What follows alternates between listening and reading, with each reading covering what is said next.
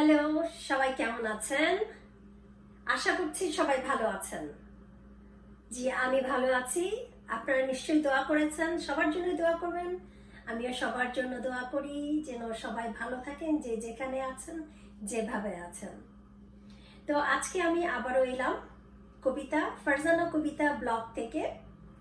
আজকে আপনাদের জন্য আরেকটি আমি রান্না করব, যে রান্নাটাও আমার কাছে খুব ভালো লেগেছে এবং এই রান্নাটা আপনারা যে কোনো কিছুর সাথে খেতে পারবেন।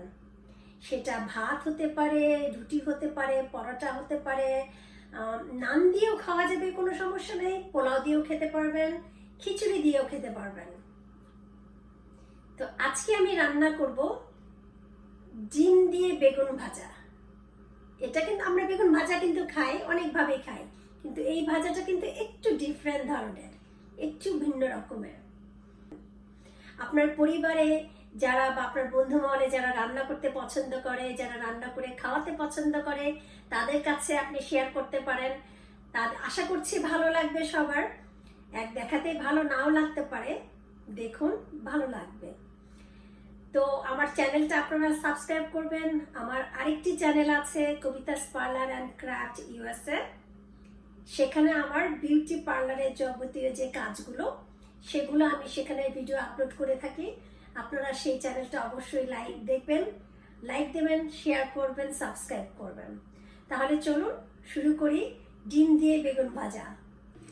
এই বেগুনগুলোকে এখন আমি ছিলে নিব, ছিলে তারপরে আমি এটাকে কেটে নেব, কারণ এই যে অংশগুলো এগুলোকে আমি ফেলে দিব।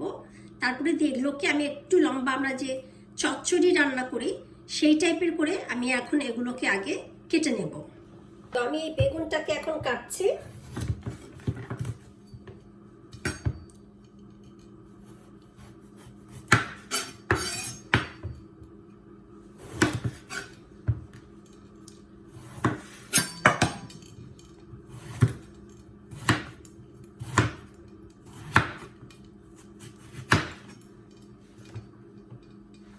এই যে বেগুনগুলোকে আমি কেটে নিয়েছি, এখন এর মাঝে দিয়ে আবার এইভাবে লম্বা করে আমি কেটে নিব। বেগুনগুলোকে আমার কাটা হয়ে গেছে, এখন আমি মূল রান্নায় চলে যাব। আর আরেকটা কথা, বেগুন কিন্তু আমি কাটার আগে ধুয়ে নিয়েছি, মানে পুরো বেগুনটা, আস্ত বেগুনটা ধুয়ে নিয়েছি। এই জন্য এখন আমি আর এগুলোকে ধুবো না। আমার এই ডিম দিয়ে বেগুন ভাজায় যা যা লাগছে, এখানে আমি 3টা ডিম নিয়েছি, এখানে আছে 3-4টা কাঁচামরিচ, এভাবে আস্তই রেখেছি। মাঝখান দিয়ে শুধু আমি একটু করে কেটে নিছি। ধনিয়া পাতা, একটু আদা রসুনের পেস্ট, যেহেতু আমি এটা ডিম দিয়ে করব। অনেকে আছেন যে ডিমের গন্ধটা পছন্দ করেন না, সেই জন্য আমি একটু আদা রসুন দেব। আছে পেঁয়াজ, আর দেব একটু লবণ আর হলুদের গুঁড়া, সেটা আমি আপনাদেরকে মাপটাও বলে দিব। আর তেল লাগবে রান্নার জন্য পরিমাণ মতো। এখন আমি যে 3টা ডিম নিয়েছি, সেই ডিমটাকে আমি ভেঙে নিচ্ছি বাটির মধ্যে। আমি মেন রান্নাটাই চলে এসছে, তো আমি চুলাটাকে জ্বালিয়ে দিলাম। প্যানটা গরম হয়ে গেছে, আমি দিচ্ছি তেল।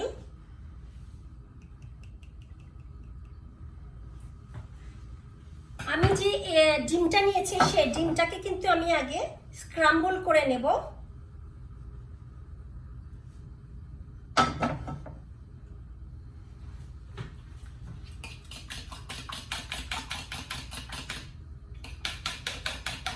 এই ডিমটাকে আগে আমি স্ক্রাম্বল করে নেব। দিয়ে দিচ্ছি ডিমটা।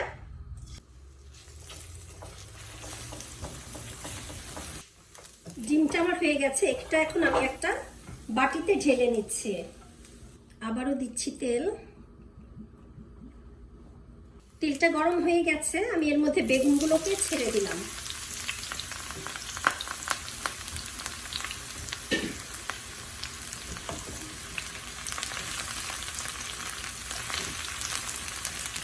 এই বেগুনটাকে এই তেলের মধ্যে এখন আমি ভালো করে একটু ভেজে নিব। এর মধ্যে কিন্তু আমি কোনো মশলা কোনো কিছুই দেব না। বেগুনগুলো কিন্তু সুন্দর নরম হয়ে আসছে।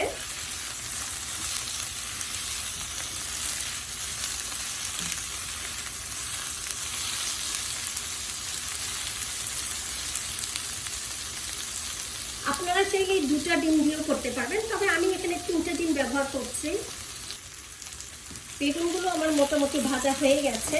আমি কিন্তু এটাকে সরিয়ে নেব না, এখান থেকে যে তেলগুলো বের হচ্ছে এই তেলে আমি পেঁয়াজ মরিচগুলো হালকা ভেজে নেব।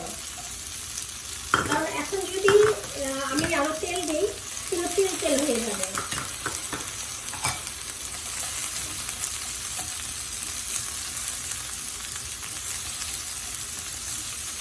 আপনার এই তেলেই সুন্দর একটা নরম হয়ে যাবে, পেঁয়াজ মরিচগুলো নরম নরম একটা ভাজা হবে। দেখুন পেঁয়াজের রং যেটা ছিল সেটা কিন্তু ট্রান্সপারেন্ট হয়ে আসছে। তো এর মধ্যে এখন আমি একটু দেব আধা চা চামচ আদা রসুনের পেস্ট, দেব আধা চা চামচ লবণ, হলুদের গুঁড়া 1 চা চামচের 4 ভাগের 1 ভাগ,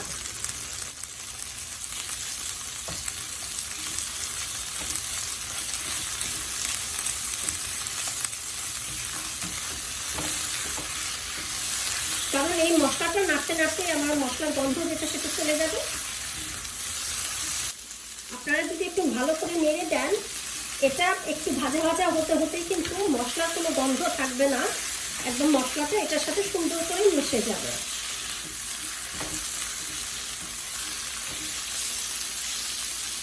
এখন আমি এর মধ্যে যে ডিমটা ভেজে রেখেছিলাম সেটা দিয়ে দিলাম।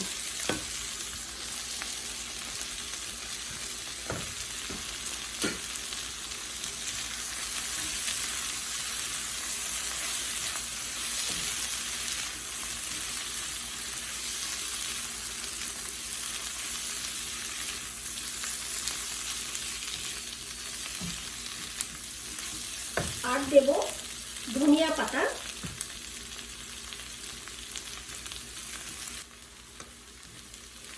ডিম দিয়ে বেগুন ভাজা এই যে রান্নাটা আপনার, এটা কিন্তু অনেক স্বাদের। আপনি না করলে এটা বুঝতে পারবেন না, অবশ্যই করবেন।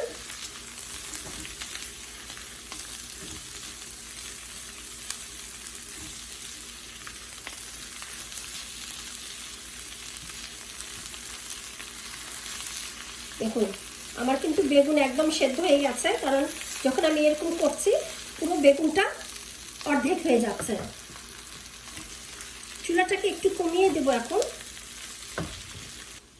হয়ে গেল আমার ডিম দিয়ে বেগুন ভাজা। আমি চুলাটাকে বন্ধ করে দিলাম।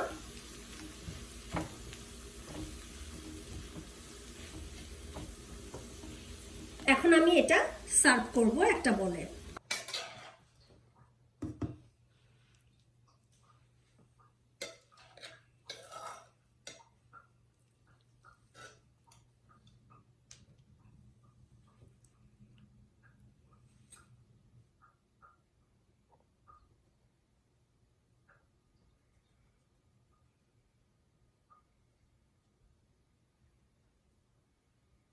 আমার মজাদার স্বাদের ডিম দিয়ে বেগুন ভাজা আমার হয়ে গেল। তো আপনারা সবাই ভালো থাকবেন, ভালো লাগলে অবশ্যই সাবস্ক্রাইব করবেন, শেয়ার করবেন, লাইক দেবেন, আর আমাকে জানাবেন যে আপনাদের কেমন লাগলো। আবারও আসবো অন্য যে কোনো একটা রান্না নিয়ে। ততক্ষণ সবাই ভালো থাকবেন, সুস্থ থাকবেন। আল্লাহ হাফেজ।